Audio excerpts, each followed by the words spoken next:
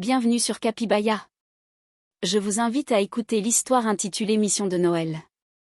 Fermez les yeux, installez-vous confortablement et plongez dans le récit.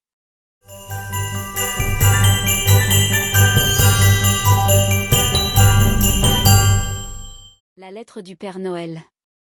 Lily, Matteo et Esha étaient des enfants de différents continents qui, malgré la distance qui les séparait, partageaient un rêve commun, rencontrer le Père Noël.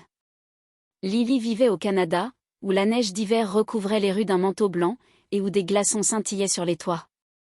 Chaque année, lorsque la première neige tombait, Lily sortait avec ses parents pour faire de la luge et construire des bonshommes de neige avec des chapeaux rigolos et des nez en carottes. Elle adorait dessiner, et ses dessins prenaient vie avec des images colorées de forêts enneigées, d'animaux et du Père Noël. Tous les samedis, Lily assistait à des cours d'art et rêvait de capturer un jour le visage du Père Noël sur papier. Matteo, son camarade d'Argentine, vivait dans un endroit où le mois de décembre signifiait soleil chaud, herbe verte et longues soirées sur la plage. Matteo aimait jouer au football avec ses amis et rêvait de devenir footballeur comme son idole.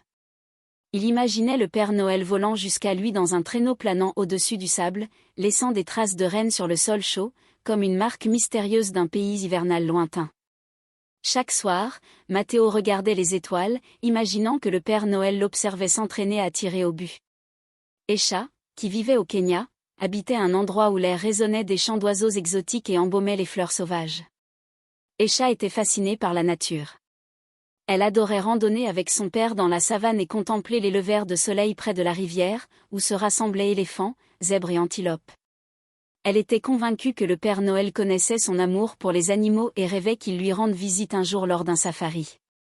Bien que Noël au Kenya soit célébré de manière plus modeste, chaque année, avec l'aide de sa mère, elle décorait un petit arbre dans un style africain, orné de perles colorées et de petites sculptures d'animaux. Un jour, un événement extraordinaire se produisit, Lily, Matteo et Esha reçurent chacun une lettre du Père Noël. L'enveloppe élégante portait un cachet indiquant « Père Noël » et une adorable image de reine avec une clochette. La lettre semblait légèrement scintiller, comme si elle était enchantée. Les enfants regardaient l'enveloppe avec émerveillement, incapables de croire qu'un tel objet magique était arrivé jusqu'à eux. Assise à la table de sa cuisine, Lily rapprocha la lettre et sentit un parfum de cannelle et de pin. Matteo, malgré la chaleur argentine, ressentit une légère fraîcheur, comme si la magie d'un pays hivernal lointain accompagnait la lettre.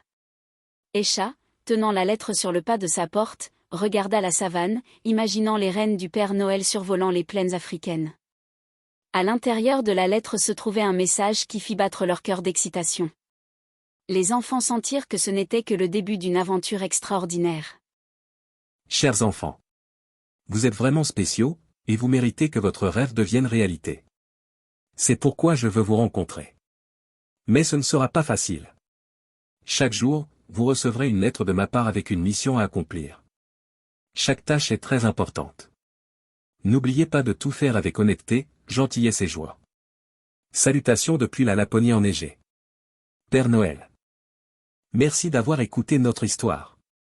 Si vous l'avez aimé, n'oubliez pas de mettre un pouce bleu, de laisser un commentaire, de la partager avec vos amis et de vous abonner à notre chaîne pour ne pas manquer nos prochaines histoires. Vous trouverez les informations sur le concours dans la description de la vidéo. À bientôt!